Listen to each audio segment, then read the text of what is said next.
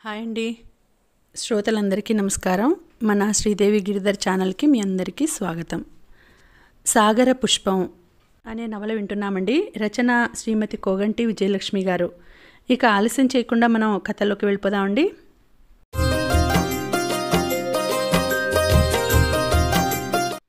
ఆకాశం నల్లగా ఉంది. క్రింద నేల పాలతరకను తలపిస్తోంది. విచిత్రంగా ఎప్పుడూ చూడని దృశ్యం కావడంతో దీక్ష, అక్షజ్ అటే చూస్తుండిపోయారు. అదే సమయంలో పెద్ద పెట్టిన రెంకలేస్తూ గెంతుతూ కనిపించింది పోలార్ బేర్. అది ఆకలితో అలా అరుస్తుందని వారికి అర్థమైంది. దాదాపు 10 నిమిషాల పాటు అది అక్కడ గందరగోళం సృష్టించి తన దారిన తాను పోయింది. దీక్ష, అక్షజ్, నీల్ గగన్ ముగ్గురు తమకు తెలియకుండానే నిద్రలోకి జారుకున్నారు. అంతా గాఢాంధకారం. ఎక్కడే ఉందో కనిపించడం లేదు. దీక్షకి ఎందుకో మెలకువ వచ్చింది. కళ్ళు తెరిచి చూస్తే ఒక్క లైటు కూడా వెలగడం లేదు. అసలు తానెక్కడున్నది ఆమెకు వెంటనే స్ఫురించలేదు. కొన్ని క్షణాలకి గుర్తొచ్చి అక్షజ్ కోసం చూసింది. చీకటిలో అతను కనిపించలేదు. నీల్ గగన్ కూడా కనిపించలేదు. కట్ కట్ టకటకమని ఆగి ఆగి ఏదో శబ్దం వినిపిస్తోంది. ఆమె చేత్తో తడిమింది. ఎవరో తన చేతికి తగలడంతో అక్షజ్ అంటూ పిలిచింది. అంటూ నిద్రమత్తులోనే పలికాడు అతను. అక్షజ్, లే, కరెంటు పోయింది. అంతా గాఢాంధకారం అలుముకుంది. నీల్ గగన్ జాడలేదు అంది. దాంతో దిగ్గున లేచి కూర్చున్నాడు అక్షజ్. కన్ను పొడుచుకున్నా ఏమీ కానరావడం లేదు. అతను వెంటనే చేత్తో తడిమి తన సెల్ అందుకున్నాడు. టార్చ్ ఆన్ చేశాడు. అప్పుడు కాస్త వెలుగు అక్కడ పరుచుకుంది. నీల్ గగన్ ఉండాల్సిన చోటు ఖాళీగా ఉంది. అతను ఎక్కడికి వెళ్ళి ఉంటాడు అన్నాడు అక్షజ్. అదే అర్థం కావడం లేదు అంది దీక్ష. అదే సమయంలో టప్ టప్ టప్ టప్ ఎవరో వస్తున్న అడుగుల చప్పుడు వినిపించింది. ఇద్దరు ద్వారం వైపు చూస్తుండిపోయారు. కొన్ని క్షణాలకి నీల్ గగన్ వచ్చాడు అక్కడికి. అతని చేతిలో ఏవో రెంచీలు, స్క్రూడ్రైవర్లు, సుత్తి వంటివి ఉన్నాయి. వస్తూనే సోలార్ ప్యానెల్ పాడైంది, అందుకే కరెంటు పోయింది. నేను వెళ్ళి ప్యానెల్కి మరమ్మతు చేశాను అన్నాడు. తిన్నగా వెళ్ళి స్విచ్ ఆన్ చేయగానే మళ్ళీ లైట్లు వచ్చి గదంతా వెలుగుపరుచుకుంది. దీక్ష టైం చూసింది. ఉదయం 3:30. ఇది బ్రహ్మముహూర్తం. పైగా మనమున్నది మంచు పర్వతాల ప్రాంతం. ఇలాంటి చోట్ల దేవతలు సంచరిస్తారు అంది దీక్ష. కావచ్చు అన్నాడు నీల్ గగన్. ఒక్కసారి బయటకు వెళ్ళి వస్తే అంది. నో నో కంగారుగా అన్నాడు నీల్ గగన్. వెళ్ళాలని అనిపిస్తోంది. వద్దు, ఈ టైంలో బయటకు వెళ్ళడం అంటే కోరి కోరి కష్టాలు తెచ్చుకోవడమే. పోలార్ బేర్లు ఒక రకమైన విష కీటకాలతో పాటు ఈ ప్రాంతపు విలన్లు అయిన ఈ సోషియల్ ఇన్సెక్ట్స్ దాడి చేస్తాయి అన్నాడు నీల్ గగన్. అక్షజ్ మాత్రం చిరునవ్వుతో మనసులో ఏదనిపిస్తే అది చేసేయడమే అన్నాడు ఆమెను ప్రోత్సహిస్తున్నట్లు. దానికి నీల్ గగన్ కోప్పడుతూ, ప్లీజ్ అక్షజ్, ఈ విషయంలో ఆమెని ఎంకరేజ్ చేయొద్దు. తను ఏదైనా ప్రమాదంలో పడితే ఎవరు రెస్పాన్స్ అన్నాడు కోపంగా. నేను అన్నాడు అక్షజ్. అప్పుడు ఇద్దరూ ప్రమాదంలో పడతారు.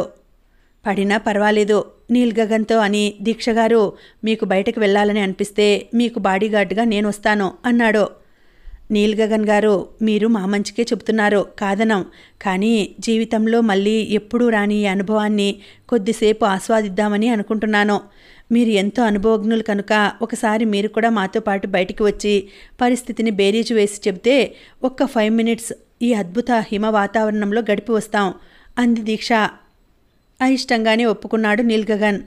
లేచి నిలబడి ఒకసారి బద్ధకం విరుచుకుని camp tent main door open చేశాడు. మరుక్షణం ఒంటిని వణికింపజేస్తూ చల్లని గాలి లోపలికి చొచ్చుకు వచ్చింది. చూసారా బయట ఎంత చల్లగా ఉందో అన్నాడు. అక్షజ్, దీక్ష చిన్నగా తల పంకించారు. నీల్ గగన్ ముందు బయటికి నడిచాడు. వెనుకే అనుసరించారు అక్షజ్, దీక్ష. ముగ్గురు క్యాంపు టెంటులో నుండి బయటకు వెళ్లారు. బయటి వాతావరణం సరికొత్తగా ఉంది. కారు చీకటిని సైతం సవాలు చేస్తూ తెల్లని మంచు తిప్పలు, కొండలు తమ అస్తిత్వాన్ని చాటుకుంటున్నాయి.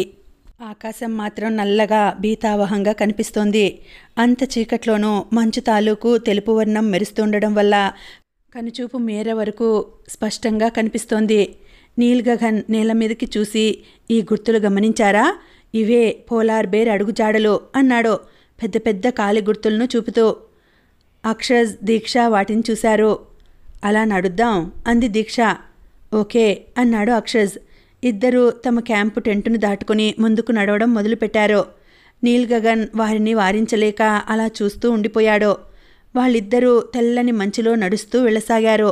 దూరంగా గుడారాలను తలపిస్తూ ఏవో దేశాల తాలూకు క్యాంపు టెంట్లు కనిపిస్తున్నాయి. ఇక చాలు, వచ్చేయండి, వెనక నుండి అరిచాడు నీల్గగన్. అతని ఆదుర్దాకి అక్షజ్, దీక్ష నవ్వుకున్నారు. ఐఎమ్ సో లక్కీ, నడుస్తూనే అన్నాడు అక్షజ్. ఎందుకు అంది దీక్ష. ఇలా మంచు కొండల సమూహంలో ఒక అందమైన అమ్మాయితో అర్ధరాత్రి ఇలా మూన్ వాక్ చేస్తానని ఎప్పుడూ అనుకోలేదు. అనుకోనివి జరగడమే జీవితం, అదే థ్రిల్లింగ్గా ఉంటుంది అంది దీక్ష. ఇద్దరూ నడుస్తూనే ఉన్నారు. సరిగ్గా అప్పుడే జరగరాని ఘోరం జరిగిపోయింది. మంచు తిప్పల మధ్యలో నడుస్తున్న దీక్ష కొద్దిగా బ్యాలెన్స్ తప్పింది. అంతే, ఆమె దారి పక్కన లోయలా ఉన్న అగాధంలోకి జారిపోయింది. అక్షజ్ ఆమె చేతిని తన చేత్తో పట్టుకున్నాడు. అయితే అప్పటికే ఆలస్యం జరిగిపోయింది. ఆ చేతిని దీక్ష అందుకోవడానికి శతవిధాలా ప్రయత్నించి కూడా అందుకోలేకపోయింది. సర్రున జారుతూ కిందికి దొర్లిపోయింది. దీక్ష, గొంతు పగిలేలా అరిచాడు అక్షజ్. ఆ అరుపు విని అక్కడికి పరుగు పరుగున వచ్చాడు నీల్గగన్. ఏమైంది, దీక్షగారి ఏరి అంటూ ప్రశ్నించాడు. అక్షజ్ ఆమె జారిపోయిన వైపు చేత్తో చూపించాడు. నీల్గగన్ వంగి కిందికి చూశాడు. ఆ అగాధం ఎంత లోతుకు ఉందో తెలియదు గాని దీక్ష ఇంకా జారుతూనే ఉంది. అక్షజ్ తాను కూడా దూకేయడానికి సిద్ధమయ్యాడు. నో నో అక్షజ్, గట్టిగా అరిచాడు నీల్గగన్. ముందు ఆ అగాధంలో పరిస్థితి ఎలా ఉందో చూసుకోకుండా దూకేస్తే డేంజర్ అన్నాడు. వాట్, ఆశ్చర్యంగా అన్నాడు అక్షజ్. నీరవ నిశీది కావడం వల్ల వారి మాటలు ఆ ప్రాంతంలో గట్టిగా ప్రతిధ్వనిస్తున్నాయి. దీక్ష నిట్ట నిలువుగా క్రిందికి జారి ఒకచోట మంచులో కూరుకుపోయింది. ఆమె ఎడమ భుజం నేలని తాకి బాగా నొప్పిగా మారిపోయింది. అక్కడి నుండి పైకి చూసింది. పైన నీల్గగన్తో వాగ్వివాదం చేస్తున్న అక్షజ్ కనిపించాడు. వారి మాటలు కూడా లీలగా ఆమెకి వినిపిస్తున్నాయి. మీరు కిందకి దూకద్దు, అక్కడ ప్రమాదం పొంచి ఉంటుంది. ముఖ్యంగా ఇలాంటి చోట్ల పోలార్ బేర్లు, ఇసోషియల్ ఇన్సెక్ట్స్, కొన్ని రకాల మంచుపాములు ఉంటాయి. అవన్నీ ప్రమాదకరమైనవే అన్నాడు నీల్గగన్. అయితే అన్నాడు అక్షజ్. అలా గుడ్డిగా దూకొద్దు, నేను క్యాంప్ టెంట్కెళ్ళి ఎమర్జెన్సీ లైటు, వెపన్స్ తీసుకొస్తాను అని అరిచాడు. అంత టైం లేదు, అవతల దీక్ష పరిస్థితి ఎలా ఉందో అంటూ అమాంతం అక్షజ్ దూకేశాడు. అతను మంచుని చీల్చుకుంటూ క్రిందకి అత్యంత వేగంగా జారాడు. దీక్షగారు, దీక్షగారు అంటూ ఆమెని పొదివి పట్టుకున్నాడు. వాళ్ళంతా నొప్పులుగా ఉండడం, పైనుండి క్రిందకి పడడం వల్ల ఆమె ఆందోళనకు గురై మగతగా ఉండి ఊ అని మాత్రమే అంది. అప్పటికే నీల్గగన్ క్యాంపు టెంట్లోకి వెళ్ళి ఎమర్జెన్సీ ల్యాంప్ తెచ్చి వెలిగించాడు. పెద్ద రోప్ తీసి క్రిందకి జారవిడిచాడు. అక్షజ్ ఆ రోప్ని దీక్ష నడుం చుట్టూ కట్టాడు. నీల్గగన్ రోప్ని పైకి లాగసాగాడు. క్రింద నుండి అక్షజ్ దీక్షని పైకి ఎత్తసాగాడు. అలా కొద్దిసేపటికి ఇద్దరూ దీక్షని పైకి చేర్చారు. అక్షజ్ ఎమర్జెన్సీ ల్యాంపు వెలుగులో అక్కడి నుండి కాస్త దూరం వెళ్ళి చుట్టూ తిరిగి పైకి చేరుకున్నాడు. అప్పటికే నీల్గగన్ దీక్ష ముఖంపై నీళ్లు చల్లి ఆమెకి మెలకువ వచ్చేలా చేశాడు. ముగ్గురు మళ్ళీ క్యాంపు టెంట్లోకి వెళ్ళిపోయారు. నీల్గగన్, అక్షజ్ దీక్షని జాగ్రత్తగా పడుకోబెట్టారు. నీల్గగన్ వేడిగా కాఫీ కలిపి ఆమె చేత తాగించాడు. కాఫీ తాగిన తర్వాత ఆమె శరీరం ఆ చలికి తట్టుకునే శక్తిని పొందింది. నా మాట విన్నారు కాదు, వద్దంటే వెళ్ళారు అన్నాడు నీల్గగన్. దానికి దీక్ష, అక్షజ్ ఏమీ మాట్లాడలేదు. నీల్గగన్ రిస్ట్ వాచ్లో టైం చూశాడు. 4 కావస్తోంది. మరో గంట పాటు నిద్రపోవడమే. సరిగ్గా ఉదయం 5ంటికి లేచి కాలకృత్యాలు తీర్చుకొని తిరిగి మన ప్రయాణం మొదలుపెట్టాలి అన్నాడు. సరే అన్నారు దీక్ష, అక్షజ్. సమయం ఉదయం 5 అయింది. నల్లని దుస్తుల్లో ఉన్న 3 వ్యక్తులు లేచి గబగబా తయారయ్యారు. లగేజీలు సర్దుకొని క్యాంపు టెంటు విప్పారు. దాన్ని ఫోల్డ్ చేసి బ్యాగులో పెట్టుకున్నారు. లైట్గా తిని వేగంగా నడవడం మొదలుపెట్టారు. అప్పటికి మంచు కొండల్లో ఇంకా సూర్యోదయం కాలేదు. అయినప్పటికీ తూర్పున వెలుగు పొడుచుకు వస్తోంది. ధ్రువ ప్రాంతపు పక్షులు కొన్ని బారులు తీరి ఆకాశ మార్గాన సాగిపోతున్నాయి. అదే సమయంలో 3 వ్యక్తుల్లోని ఒకడి దగ్గరున్న శాటిలైట్ ఫోన్ మోగింది. అతను ఫోన్ తీసి హలో అన్నాడు. ఎంతవరకు వచ్చింది ఆపరేషన్ అంటూ వినిపించింది. నడుస్తోంది స్లోగా అన్నాడు అతను. జాగ్రత్త, మీ ఉనికి ఎవరికీ తెలియకూడదు. తెలుసు. అన్నీ పూర్తి చేసుకొని ఒక్క ఫోన్ కాల్ చేస్తే మీ దగ్గరికి మన సీ హ్యాక్ వస్తుంది. సరే, మీరెళ్ళిన పని తప్ప రెండో దానిలో వేలు పెట్టకండి. దానివల్ల పని ఆలస్యం కావడం కానీ పాడవడం కానీ జరుగుతుంది. అలాగాని జరిగితే ఇక మీరు ధ్రువ ప్రాంతాన్ని వీడి మామూలు భూభాగంలోకి రాలేరు. అక్కడే మిమ్మల్ని శాశ్వత సమాధి చేసేస్తాను. అట్నుంచి కర్కశంగా వినిపించింది. ఆ మాటకి వింటున్నవాడు బదులివ్వలేదు. ఈ పనిలో మీరు ఎటువంటి తొందరపాటు ప్రదర్శించకండి. ఎందుకంటే మన వద్ద ఎటువంటి ఆధారాలు లేవో. అంతా ట్రేస్ అయ్యాక అప్పుడు మీ ప్రతాపం చూపండి. అలాగే. అట్నుంచి ఫోన్ డిస్కనెక్ట్ కావడంతో ఆ వ్యక్తి తన ఫోన్ జేబులో పెట్టుకుని పెద్ద పెద్ద అంగలేస్తూ ముందుకు నడిచాడు. 10 నిమిషాలు తక్కువ ఆరైంది సమయం. అప్పటికే లేచి కాలకృత్యాలు తీర్చుకున్న అక్షజ్, దీక్ష, నీల్ గగన్ బ్రేక్ఫాస్ట్ చేసి వేడివేడిగా కాఫీ తాగారు. రాత్రి పడిపోవడం వల్ల దీక్షకి మోచేయి కొద్దిగా నొప్పిగా ఉంది. ఒక పెయిన్ కిల్లర్ వేసుకుంది. ముగ్గురు బేస్ క్యాంపును శుభ్రం చేశారు. తలుపులు జాగ్రత్తగా మూసి బయటపడ్డారు. అప్పుడప్పుడే తూర్పు నుండి వెలుగు ప్రసరిస్తోంది. ఆ నీరెండ మంచు కొండలకు బంగారు వర్ణం అద్దుతున్నట్లు ఉంది. అదే సమయంలో అక్షజ్ గారు, చాలా థ్యాంక్స్, మెల్లగా అంది దీక్ష. ఆమె అలా అనగానే అక్షజ్ పక్కకి తిరిగి ఆమె వైపు చూశాడు. లేలేత నీరెండలో కడిగిన ముత్యంలా ఉన్న దీక్ష అతని వైపు కృతజ్ఞతాపూర్వకంగా చూస్తోంది. అతనికెందుకో ఆమె అలా మాట్లాడటం నచ్చలేదు. అందుకే, మీరలా మాట్లాడితే నాకు అదోలా ఉందండి. అసలు మీరు నాకు థ్యాంక్స్ చెప్పడం ఏమిటి అన్నాడు. ఎందుకు చెప్పకూడదు? మీరు నన్ను సేవ్ చేశారు. అదే పొరపాటు. మనం ఒక మిషన్ మీద జర్నీ చేస్తున్నాం అంటే ఆ మిషన్లో పాల్గొన్న వాళ్ళందరూ ఎటువంటి సంఘటనలు సంభవించినా సమానంగా బాధ్యత తీసుకోవాలి. ఆ లెక్కన మీరు ఆపదలో పడినా, నేను ఆపదలో పడినా మిగిలిన వారందరూ స్పందించాలి. అలా అయితేనే మన మిషన్ కంప్లీట్ అవుతుంది. ఆ లెక్కన అలాంటి ప్రమాదాలు జరగడం, వాటిని అంతా కలిసి అధిగమించడం వంటివన్నీ మిషన్లో భాగాలే. కాబట్టి మన పని మనం చేసుకున్నప్పుడు దానికి మళ్ళీ ప్రత్యేకంగా థ్యాంక్యూలు, ధన్యవాదాలు చెప్పకూడదు. ఇదేమీ ఆల్ పార్టీస్ మీటింగ్ కాదు, నవ్వుతూ అన్నాడు. అతని వ్యక్తిత్వానికి ఆమె ముచ్చటపడింది. చిన్నగా నవ్వి తల పంకించి ముందుకు నడిచింది. అనుసరించాడు అక్షజ్. మార్వలెస్ సీనరీ అన్నాడు నీల్ గగన్. అవును అన్నాడు అక్షజ్. వారు చిన్న చిన్న మంచు తిప్పలు దాటుకొని ఒక పెద్ద కొండ సమీపానికి చేరుకున్నారు. అది కూడా పూర్తిగా మంచుతో కప్పబడి ఉంది. మంచు కొండల ప్రాంతంలో ఇటువంటి చిన్న కొండలు ఒక్కోసారి పరిశోధకులకు షెల్టర్లుగా ఉపయోగపడతాయి. అయితే ముందుగా ఈ కొండలను క్షుణ్ణంగా పరిశీలించిన తర్వాతే ఇటువంటి వాటిలో మకాం చేయాలి. లేదంటే ప్రమాదాలకు లోనవుతాం అన్నాడు నీల్ గగన్. అదే సమయంలో దడదడమనే శబ్దం వినిపించింది. దీక్ష, అక్షజ్, నీల్ గగన్ తలలు పైకెత్తి చూశారు. పెద్ద సైజు పక్షిని తలపిస్తున్న ఒక విమానం చాలా తక్కువ ఎత్తులో ఎగురుతూ వెళ్తోంది. దానిమీద స్వస్తిక్ ముద్ర ఉంది. జర్మనీకి చెందిన విమానం అది. ఇక్కడికి దగ్గరలోనే వారి బేస్ క్యాంప్ ఉంది. అక్కడికే వెళ్తోంది అది అన్నాడు నీల్ గగన్. అతను చెప్పినట్లుగానే వారు ఆ కొండను దాటి వెళ్ళగానే వారికి ఒక బేస్ క్యాంప్ కనిపించింది. ఆ క్యాంప్ ముందర ఇందాక చూసిన విమానం కనిపించింది. ఆ ప్రదేశంలో సైనికుల దుస్తుల్లో కొందరు ఏదో సామాగ్రి మోసుకెళ్తూ కనిపించారు. దీక్ష, అక్షజ్, నీల్ గగన్ని చూసి చేస్తున్న పని ఆపారు. ఎవరు మీరు? వారిలో ఎత్తుగా లావుగా ఉన్న బుర్ర మీసాల వ్యక్తి ప్రశ్నించాడు. ఇండియన్స్ అన్నాడు నీల్ గగన్. మీకు ఇక్కడేం పని? మేము అస్గార్డ్ పర్వతం దగ్గరికి వెళ్తున్నాం అన్నాడు నీల్ గగన్. అదెక్కడుంది?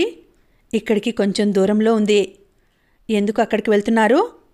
కొన్ని రకాల మొక్కల మీద రీసెర్చ్ చేయడానికి. నోటికి వచ్చింది చెప్పేసింది దీక్ష. మొక్కల మీద రీసెర్చా? ఆశ్చర్యంగా అన్నాడా వ్యక్తి. అవును. మీ బేస్ క్యాంప్ ఎక్కడా? మాకు ఎటువంటి బేస్ క్యాంప్ లేదు. బేస్ క్యాంప్ లేదా? అది చాలా డేంజర్.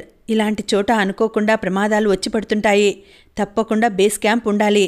పోనీ ఒక పని చేయండి, మీకు అవసరమైనప్పుడు మా బేస్ క్యాంప్ని వాడుకోండి అన్నాడతను. థ్యాంక్స్ అంది దీక్ష. అక్కడి నుండి వారు ముగ్గురు ముందుకు కదిలారు. సమయం గడుస్తున్న కొద్దీ సూర్యుడు తీక్షణత సంతరించుకుంటున్నాడు. ఇప్పుడు ముందుకన్నా అక్షజ్, దీక్ష మంచులో వేగంగానే నడవగలుగుతున్నారు. అదే అన్నాడు నీల్ గగన్. ఆ మాటకి అక్షజ్, దీక్ష నవ్వారు. అలా వారు ఆగకుండా దాదాపు 2 గంటల పాటు నడిచారు. దాంతో అలసట వారిని చుట్టుముట్టింది. అంత మంచులో కూడా వారి శరీరాలు చెమటతో తడిసిపోయాయి. అది చూసి, ఇదెంతో మంచిది మనకి. ఇంతటి చలిలో ఇలా ఒళ్లంతా చెమటలు పట్టడం శరీరానికి గొప్ప ఆరోగ్యకరం అన్నాడు నీల్ గగన్. అలా అని ఆపకుండా నడిచేద్దామంటారా ఏమిటి కొంపదీసి అన్నాడు అక్షజ్. ఆ మాటకి దీక్షతో పాటు నీల్ గగన్ కూడా నవ్వాడు. ముగ్గురు మంచులో ఒకచోట తమ లగేజీలు దింపి కూర్చున్నారు. అక్కడికి దగ్గరలోనే ఒక హిమవత్ పర్వతం కనిపిస్తోంది. అది నిట్ట నిలువుగా ఆకాశంలోకి దూసుకుపోతున్నట్లు దాని శిఖరం మేఘాల మాటున గోచరిస్తోంది. ఆ దృశ్యం చూడటానికి కొద్దిగా భీతి కలిగిస్తోంది. అక్షజ్ ఆ దృశ్యాన్ని కెమెరాలో బంధించాడు. ఇలాంటి పర్వతాలు ఇక్కడ కోకొల్లలు అన్నాడు నీల్గగన్. అప్పటికే సమయం మధ్యాహ్నం 1 గంట కావస్తుండడంతో దీక్ష అందరికీ లంచ్ సర్వ్ చేసింది. భోజనం చేశాక నీల్గగన్ సిగరెట్ ముట్టించాడు. తిరిగి వారు ప్రయాణం ప్రారంభించారు. 10 నిమిషాలు నడిచారో లేదో చినుకులు మొదలయ్యాయి. ఎక్కడైనా షెల్టర్ తీసుకోవాలి, గబగబా నడుస్తూ అన్నాడు అక్షజ్. అక్కర్లేదు, వర్షం కురవదు అన్నాడు నీల్గగన్. అరే, అంతకంతకు ఎక్కువ అవుతుంటే వర్షం కురవదని ఎలా చెబుతున్నారు? ఆశ్చర్యంగా అంది దీక్ష. ఆర్కిటిక్లో ఇటువంటి వాతావరణం తరచూ మామూలే.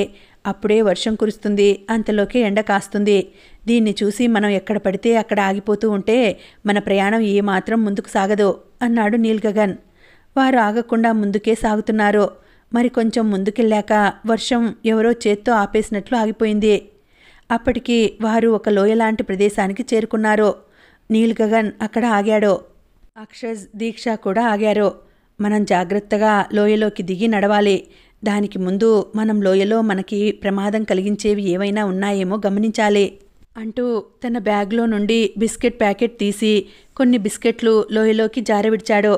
మరుక్షణం లోయలో పడిన బిస్కెట్ల వైపు కదులుతూ వేలు లక్షల సంఖ్యలో పెద్ద సైజు ఎర్రచీమలు కదిలి వెళ్లడాన్ని వారు గమనించారు. ఈ సోషియల్ ఇన్సెక్ట్స్, రాక్షస చీమలు ఉన్నాయి ఈ లోయలో అటే చూస్తూ అన్నాడు నీల్గగన్. మరి ఇప్పుడెలా ముందుకెళ్లడం అంది దీక్ష. ఈ దారిని అవాయిడ్ చేసి చుట్టూ తిరిగి ముందుకెళ్ళాలి అన్నాడు నీల్గగన్. వారు లోయ పక్క నుండి నడవడం మొదలుపెట్టారు. ఆ లోయ దాదాపు 1/2 కిలోమీటర్ దూరం వరకు ఉంది. అంటే తమ ప్రయాణంలో లోయకి ఇటు 1/2 కిలోమీటర్, తిరిగి అటు 1/2 కిలోమీటర్ అదనంగా ప్రయాణించాలి అనుకుంది దీక్ష. వారు లోయ పక్క నుండే వెళుతూ కిందికి చూస్తున్నారు. అప్పటికే రాక్షస చీమలు లోయలో పడిన బిస్కెట్లను పీల్చివేశాయి. తిరిగి ఆ లోయలో ఉన్న బొరియల్లోకి వెళ్ళిపోతున్నాయి. ఈ ప్రదేశంలో అత్యంత ప్రమాదకరమైన జీవులు ఏవైనా ఉన్నాయంటే ఈ రాక్షస చీమలే. చాలా జాగ్రత్తగా ఉండాలి. మన శరీరంలో గాయాలు కనుక ఉంటే అప్పుడు వీటికి మన గురించి ఇట్టే తెలిసిపోయి మన వైపు పాకుతూ వచ్చి మనపై దాడి చేస్తాయి. కనుక ఈ లోయ దాటే వరకు మనం జాగ్రత్తగా ప్రయాణించి గాయాల బారిన పడకుండా చూసుకోవాలి. లేదంటే శరీరం నుండి రక్తం బయటికి చిమ్మిన వెంటనే ఆ వాసనను గాలి వాలుననుసరించి ఇట్టే పసిగట్టి నేరుగా మనపై దాడికి దిగుతాయి అన్నాడు నీల్గగన్. వారు జాగ్రత్తగా నడుస్తూ లోయ చుట్టూ ఒక రౌండ్ పూర్తి చేశారు. ఇప్పుడు తిరిగి లోయకి అవతలి వైపుకు చేరుకొని తిరిగి ఇటు వస్తున్నారు. అది కూడా పూర్తయితే వారు నేరుగా ముందుకు వెళ్ళిపోవచ్చు. సరిగ్గా అప్పుడే వారికి అత్యంత సమీపంలో గుర్ర గుర్రమనే శబ్దం వినిపించింది. ఆ శబ్దం గురించి బాగా తెలిసినట్లు నీల్గగన్ రెండో ఆలోచన లేకుండా మెరుపు వేగంతో తన బ్యాగ్లో నుండి రివాల్వర్ తీసి వెనుదిరిగి కాల్చేశాడు. వెంటనే పెద్దగా గుర్రు పెడుతూ ఆ పరిసరాలను కంపింపజేసింది ఒక పోలార్ బేర్. అది దాదాపు 6.5 అడుగుల ఎత్తుంది. ఎక్కడ చూసిందో గాని తమపై దాడికి సిద్ధపడి వేగంగా పరిగెడుతూ వస్తోంది. ఎప్పుడైతే నీల్గగన్ దాన్ని రివాల్వర్తో కాల్చాడో ఆ మరుక్షణం అది గాయపడి తమ వైపు వస్తున్నదల్లా బుల్లెట్ దెబ్బ తగలగానే పట్టుతప్పి లోయలో పడిపోయింది. అంతే, లోయలో పడిన పోలార్ బేర్ గంగవెర్రులెత్తిపోసాగింది. రాక్షస చీమలకు చిక్కిపోయింది అది అన్నాడు నీల్గగన్. అక్షజ్, దీక్ష నడవడం మానేసి అటే చూడసాగారు. 6.5 అడుగుల ఎత్తు 100 కేజీల బరువుండే పోలార్ బేర్ రాక్షస చీమలకి చిక్కి చూస్తుండగానే కింద పడిపోయింది. లక్షలాది రాక్షస చీమలు దాని మీదకి చేరుకుంటున్నాయి. అది క్షణంలోనే. చూస్తుండగానే పోలార్ బేర్ రూపం కనిపించడం మానేసింది. దాని వంటి మీద ఎక్కడ చూసినా రాక్షస చీమలే కనిపిస్తున్నాయి. మరో నిమిషం అవన్నీ పోలార్ బేర్ శరీరాన్ని పీల్చి పిప్పి చేసేశాయి.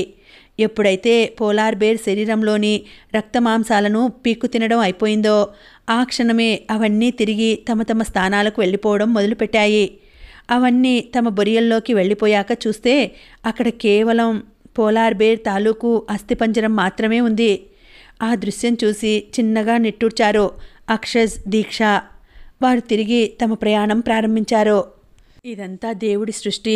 ఈ సృష్టిలో ఎన్నో విచిత్రాలు దాగి ఉన్నాయి. ఇటువంటి విచిత్రాలను చూడాలంటే అన్ని చోట్ల సాధ్యపడదు అన్నాడు నీల్గగన్. అలా మరో గంట నడిచిన తర్వాత నీల్ గగన్ ఆగిపోయాడు. తన లగేజీ కింద పెట్టాడు. దాంతో అక్షజ్, దీక్ష కూడా తమ లగేజీలు కింద పెట్టారు.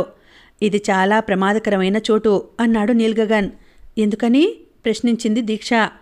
ఇది అంటార్కిటిక్లోని నార్త్ పోల్ ప్రాంగణం. ఇక్కడ వాతావరణం అత్యంత వేగంగా మారిపోతూ ఉంటుంది. అప్పుడే ఎండ కాస్తుంది, అంతలోకే వర్షం పడుతుంది. పైగా ఇక్కడి మంచు పర్వతాలు ఊరికే కరిగి వెల్లువలా విరుచుకుపడతాయి. అవే మంచు తుఫాన్లు. మనం వెంటనే మన వద్ద ఉన్న రేడియోలు ఆన్ చేసి 83:20:26 లాటిట్యూడ్లో ఉంచాలి. అప్పుడు హఠాత్తుగా మారే ఇక్కడి వాతావరణం గురించి, విరుచుకుపడనున్న మంచు తుఫాన్ల గురించి శాటిలైట్ ద్వారా ఎప్పటికప్పుడు తెలుసుకుని కెనడియన్ రేడియో మనల్ని అప్రమత్తం చేస్తూ ఉంటుంది అన్నాడు నీల్ గగన్. తన బ్యాగులో నుండి హెల్మెట్ తీసి పెట్టుకున్నాడు. అలాగే యాంటీ స్నో గాగుల్స్ కళ్లకు తగిలించుకున్నాడు. మీరు కూడా అంటూ వారిని వేగరపరిచాడు. అక్షజ్, దీక్ష కూడా తలలకు హెల్మెట్లు పెట్టుకుని కళ్లకు యాంటీ స్నో గాగుల్స్ పెట్టుకున్నారు. మళ్ళీ వారు ముందుకు కదిలారు. మనం నడుస్తున్న ఈ ప్రదేశం ఏమిటో చెప్పగలరా? వారిద్దరినీ చూస్తూ అడిగాడు నీల్ గగన్. మంచునేల అంది దీక్ష. దానికి నీల్ గగన్ నవ్వి, కాదు, ఇది సముద్రం అన్నాడు. సముద్రమా? క్రిందికి చూస్తూ ఒకేసారి అన్నారు అక్షజ్, దీక్ష. అవును, కావాలంటే అటు చూడండి అన్నాడు నీల్ గగన్. అక్షజ్, దీక్ష అతను చూపించిన దిక్కు దృష్టి సారించారు. ఆశ్చర్యం, కనుచూపు మేరలో ఏదో నౌక నిట్ట నిలువుగా నిలబడి ఉంది. నిజమే, ఇది సముద్రమే. అక్కడ ఏదో నౌక ఆగి ఉంది అన్నాడు అక్షజ్. మీరు చెప్పేది నిజమే, కానీ అది ఇప్పటి నౌక కాదు అన్నాడు నీల్ గగన్. ఇప్పటిది కాదా? ఆశ్చర్యంగా అంది దీక్ష. అవును అన్నాడు నీల్ గగన్. మీరు చెబుతున్నది మాకు అర్థం కావడం లేదు అన్నారు దీక్ష, అక్షజ్ ఒకేసారి. అది 1895 సంవత్సరానికి చెందిన నార్వేకి చెందిన నాన్సేన్ అనే పేరుగల నౌక. ఆ సమయంలో ఇక్కడ సముద్రం ఉండేది. అయితే 1895 ఏప్రిల్ మాసంలో ఇక్కడి సముద్రం పూర్తిగా గడ్డకట్టింది. దాంతో ఆ నౌక గడ్డకట్టిన మంచు మధ్యలో కదల్లేక అలా ఉండిపోయి శిథిలమైంది. అలా అప్పుడు గడ్డకట్టిన ఈ సముద్రం మధ్య మధ్యలో కరుగుతూ పారుతూ ఉంటుంది, తిరిగి గడ్డకడుతుంటుంది. ఇక్కడి వాతావరణం ఎప్పుడెలా ఉంటుందో చెప్పడం ఎవరి తరమూ కాదు అన్నాడు నీల్ గగన్. ముగ్గురు నాన్సేన్ నౌక సమీపానికి చేరుకున్నారు. 117 సంవత్సరాల క్రితం గడ్డకట్టిన సముద్రం మధ్య చిక్కుకున్న ఆ నౌక పూర్తిగా శిథిలమైపోయింది. దాని తెరచాపలు ఎప్పుడో చివికిపోయాయి. అది ఐస్ గడ్డల మధ్య కొద్దిగా ఒక పక్కకి వాలిపోయి ఉంది. ముగ్గురు దానివైపు చూస్తూ దాన్ని దాటి ముందుకు సాగిపోయారు. అస్గార్డ్ పర్వతం ఇంకా ఎంత దూరం ఉంటుంది? ప్రశ్నించింది దీక్ష. ఇదే విధంగా ప్రయాణం చేస్తూ పోతే మరో రోజు పడుతుంది అన్నాడు నీల్ గగన్. మరింత వేగంగా వెళితే? ఆమె అలా అనగానే నీల్ గగన్ ఆమెని చిన్నపిల్లని చూసినట్లు చూసి నవ్వాడు. దేనికి నవ్వుతారు? అంది దీక్ష. నిజానికి మన ప్రయాణం నెమ్మదిగానూ లేదు, వేగంగానూ లేదు. ధ్రువ ప్రాంతాల్లో ప్రయాణం ఇలాగే ఉంటుంది. ఇంతకంటే వేగంగా వెళ్ళడం అసాధ్యం అన్నాడు నీల్ గగన్. అదే సమయంలో దడదడమనే శబ్దం వారికి వినిపించింది. ఆ శబ్దం అక్కడికి దగ్గరలో ఉన్న చిన్న మంచు తిప్ప వెనుక నుండి వస్తుందని వారికి అర్థమైంది. వారు మరికొంచెం ముందుకెళ్ళాక అక్కడ ఒక నౌక కనిపించింది. చిత్రంగా అది మంచు మధ్యలో మెల్లగా కదులుతూ ముందుకు వెళుతోంది. ఇంత ఐస్ గడ్డలపై అదెలా ముందుకు వెళ్ళగలుగుతోంది అంటూ ప్రశ్నించాడు అక్షజ్. అది చూడడానికి నౌకలా ఉన్నా ఒట్టి నౌక కాదు, ఐస్ కట్టర్ అన్నాడు నీల్ గగన్. ఐస్ కట్టరా అంటే? అంది దీక్ష.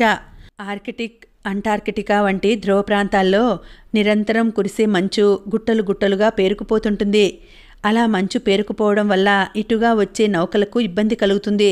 ఇందాక మనం చూసిన నార్వే నౌక నాన్సేన్లా అవి కూడా గడ్డకట్టిన ఐస్ మధ్యలో చిక్కుకుపోయి శిథిలమైపోతాయి.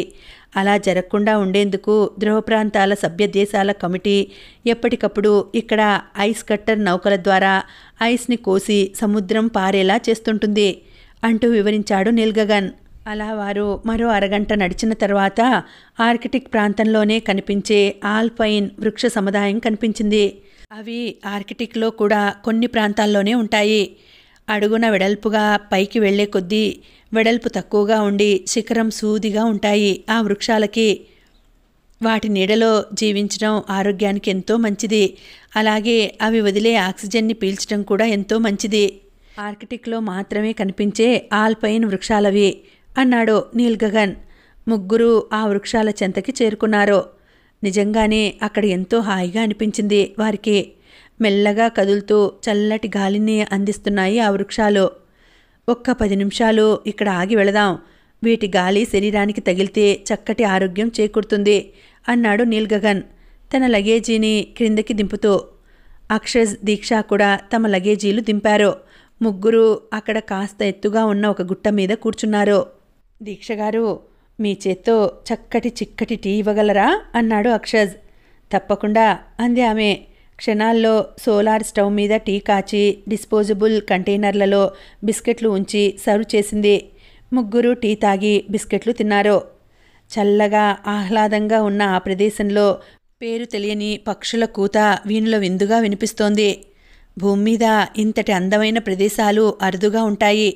అలాంటి అరుదైన ప్రదేశాల్లో ఇదొకటి అన్నాడు నీల్ గగన్. అదే సమయంలో వారి వెనుక ఏదో అలికిడి అయితే ముగ్గురు వెనుతిరిగి చూశారు. తెల్లగా స్ఫురద్రూపి అయిన ఒక సాధువు నిలబడి ఉన్నాడక్కడ. అతని కళ్ళు తీక్షణంగా ఉన్న మేధస్సును చిందిస్తున్నాయి. అతని కేశాలు భుజాల వరకు జీరాడుతున్నాయి. గడ్డం గుండెలను తాకుతోంది. ఎవరు మీరు? ఎంతో మృదువుగా ప్రశ్నించాడు అతను. స్వామి, మేము ఒక పరిశోధన నిమిత్తం వచ్చాం అంది దీక్ష. అతను చిన్నగా తల పంకించి పాతాళలోకాన్ని చూసేందుకు వెళుతున్నారా అంటూ ప్రశ్నించాడు.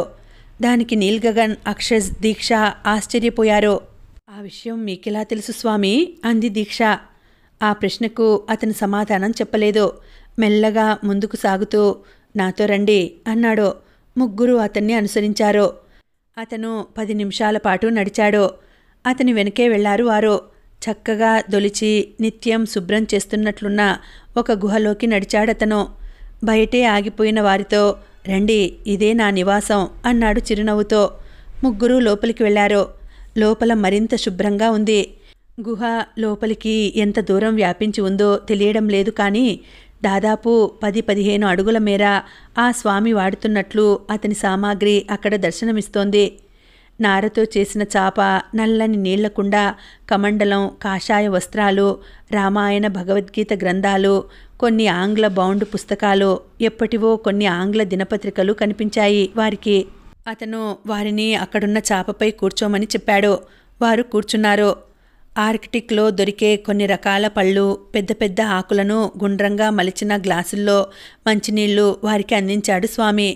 ముగ్గురు భక్తిగా అందుకుని పళ్ళు తిని ఆ నీరు తాగారు. స్వామి, మా ప్రయత్నం విజయవంతమవుతుందా? చేతులు జోడించి ప్రశ్నించింది దీక్ష.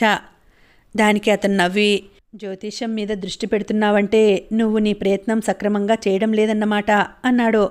చేస్తున్నాను స్వామి, కానీ మానవ సహజంగా ఉండే ఆతృతతో అలా ప్రశ్నిస్తున్నాను అంది దీక్ష. దానికి స్వామి నవ్వి, తెలుసు, నీది దృఢ సంకల్పం అన్నాడు. దానికి అక్షజ్తో పాటు నీల్ గగన్ కూడా నవ్వి, అవును స్వామి, ఈమె పట్టుదల వల్లే ఇక్కడి దాకా మేం రాగలిగాం అన్నారు. అదే సంకల్ప బలం నాయనా, అది ఈమెలో మెండుగా ఉంది. మీకు అంతా మంచే జరుగుతుంది అన్నాడు స్వామి. మేం పాతాళ లోకానికి చేరుకుంటామా స్వామి అంది దీక్ష. చేరుకుంటారు అన్నట్లు అతను తల పంకించాడు. ఆ లోకం మీరు చూశారా స్వామి అంటూ ప్రశ్నించాడు అక్షజ్. స్థూల శరీరంతో చూడలేదు నాయనా, సూక్ష్మ శరీరధారుణ్ణై చూశాను అన్నాడు స్వామి. అంటే అని అడిగాడు నీల్ గగన్. దానికి స్వామి నవ్వి ఇలా చెప్పడం ప్రారంభించాడు. ప్రతి జీవి స్థూల సూక్ష్మ శరీరాలు కలిగి ఉంటుంది. స్థూల శరీరం అంటే బయటికి కనిపించే ఈ దేహం. సూక్ష్మ శరీరం అంటే మామూలు కంటికి కనిపించని ఆత్మరూపం. అది అందరిలోనూ ఉంటుంది, యథేచ్ఛగా చరిస్తుంది. అయితే ఆ విషయం అందరికీ తెలియదు. రాత్రి నిద్రలో మనం ఉండగా సూక్ష్మ శరీరం సంచారం చేస్తుంది, లోకాలు చుట్టి వస్తుంది. అలా సూక్ష్మ శరీరం సంచారం చేసి కొత్త కొత్త ప్రదేశాలు చూస్తుంది, కొత్త కొత్త వ్యక్తులను కలుస్తుంటుంది. ఆ జ్ఞాపకాలు లీలగా గనుక ఉంటే మనం కలగన్నామని, ఏవో కొత్త కొత్త ప్రదేశాలు చూశామని, కొత్త కొత్త వ్యక్తులతో సంభాషించామని మన కుటుంబ సభ్యులకు, స్నేహితులకు చెబుతుంటాం. నిజానికి అవి కలలు కాదు, సూక్ష్మ శరీర అనుభవాలు. మామూలు మనుషులు అవి కలలుగా భ్రమిస్తే, యోగశక్తి ఉన్న తపస్సంపన్నులు అవి నిజాలని తెలుసుకుంటారు. సూక్ష్మ శరీరం ద్వారా సంచారం చేసి ఆ అనుభవాలను పొందినట్లు అర్థం చేసుకుంటారు. అన్నాడు స్వామి. అప్పటి వరకు వినని కొత్త సంగతులు కావడంతో అక్షజ్, దీక్ష, నీల్గగన్ నోట మాట రానట్లు మౌనంగా ఉండిపోయారు. సూక్ష్మ శరీరాన్నే పాశ్చాత్యులు ఆస్ట్రల్ బాడీ అంటారు. ఆస్ట్రల్ బాడీ ద్వారా సంచారం చేసిన అనుభవాల గురించి వారికి కూడా తెలుసు. అయితే వారు తెలుసుకున్నది ఇటీవల కాలంలోనే. మనవారు ఆ కళలో పురాతన కాలంలోనే సిద్ధహస్తులు. అందుకే భారతీయ యోగ శాస్త్రాలంటే పాశ్చాత్యులు చెవి కోసుకుంటారు చెప్పాడు స్వామి. మీరు చూసిన పాతాళలోకం ఎలా ఉంది స్వామి? అక్కడ మత్స్యకన్యలు ఉన్నారా? ఆతృతగా ప్రశ్నించింది దీక్ష. దానికి స్వామి నవ్వి, తినబోతూ రుచి అడగడం అంటే ఇదే. ఎలాగూ మీరు అక్కడికి వెళ్తున్నారు కదా, అంతలోకే ఈ తొందరెందుకు అన్నాడు. ముగ్గురు మౌనంగా ఉండిపోయారు. పాతాళలోకం ఖచ్చితంగా భూలోకం కన్నా భిన్నమైనది అని చెప్పొచ్చు. ఇక్కడ చూడలేనివి, చూడడానికి అసాధ్యమైనవి అక్కడ తప్పక చూడవచ్చు. పాతాళలోకాన్నే అగర్త అని, అగర్తి అని అంటారు. మన పురాతన సంస్కృత గ్రంథాల్లో అగర్త గురించి ప్రత్యేక అధ్యాయాల్లో తెలియచేయబడింది. అలాగే జపాన్ వారి గ్రంథాల్లో కూడా అగర్త గురించిన ప్రస్తావన ఉంది. వారు ఆ నగరాన్ని మంగా అంటారు. అగర్త గురించి ప్రపంచానికి మొట్టమొదటిసారిగా పలు ఆధారాలతో తెలియజేసిన వ్యక్తి ప్యారిస్కి చెందిన చారిత్రక పరిశోధకుడు, మంత్రశాస్త్ర నిపుణుడు అలెగ్జాండ్రా సెయింట్ వెజ్ డియల్వీడర్. అతను పాతాళలోకంలో ఉండే వ్యక్తులతో టెలిపతి ద్వారా సంభాషణలు జరిపేవాడు. 1885లో కొంతమందితో కలిసి అగర్తలాను సందర్శించాడు. ఆ అనుభవాలను అతను 1886లో రాసిన మిషన్ డి ఇలిండి ఎన్ యూరోపియా అనే గ్రంథంలో తెలిపాడు. కలియుగ ప్రారంభ కాలమైన క్రీస్తు పూర్వం 3200 సంవత్సరాల కాలంలో పాతాళలోకం రూపుదిద్దుకొని ఉంటుందని అతను తెలిపాడు. క్రైస్తవ గ్రంథాలలో కూడా అగర్త గురించి రాయబడి ఉంది. ఎప్పుడైతే భూలోకం అరాచకాలతో తల్లడిల్లిపోతుందో అప్పుడు పాతాళలోకం వెలుగులోకి వస్తుందని, ఆ లోకవాసులే భూలోకాన్ని ఏలుతారనే నమ్మకం కూడా ఉంది అన్నాడు స్వామి. అప్పటికి సమయం సాయంత్రం 5 కావస్తోంది. ధ్రువప్రాంతపు ఎండ అప్పుడప్పుడే మసకబారుతోంది. చలి మెల్లగా ఒళ్ళు విరుచుకుంటోంది. మరి కాసేపట్లో చీకటి పడిపోతుంది. మీరు ప్రయాణం మాని ఈ గుహలోనే విశ్రమించి ఉదయం పెందలాడే లేచి బయలుదేరండి అన్నాడు స్వామి. అలాగే స్వామి అన్నారు వాళ్ళు. ఇంకా ఉందండి, కథ కొనసాగుతుంది. మళ్ళీ వచ్చే వీడియోలో తర్వాతి భాగం తెలుసుకుందామండి. అంతవరకు సెలవు. నమస్తే.